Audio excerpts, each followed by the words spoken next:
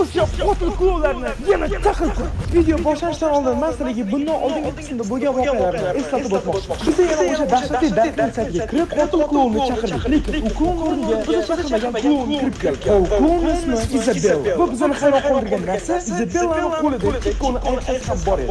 Keyin biz mana shu oyoqni olishga ham qattiq harakat qildik. Lekin Isabella bizga umuman u oyoqni bermasdan Gambitni klonga aylantira boshladi. Va keyin esa biz Isabellani tutish uchun tuzoq yasadik. Va shu paytda podoldan Goblin topib oldik. Va Goblin esa bizga hamma klonlar qo'rqadigan qizil boshchanoqni berdi. Va biz tuzoqqa tushmagan Isabellani shu boshchanoq yordamida qiynadik. Va keyin esa endi hammasi joyiga tushdi deganimizda bizning tuzog'imizga umuman yangi klon tushib qoldi. Va bu klon kim? Qanaqa qo'llik bo'ldi?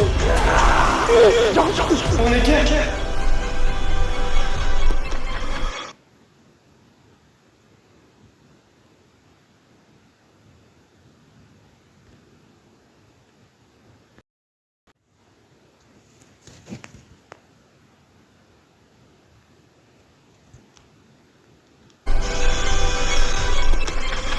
Darknet 6-qism.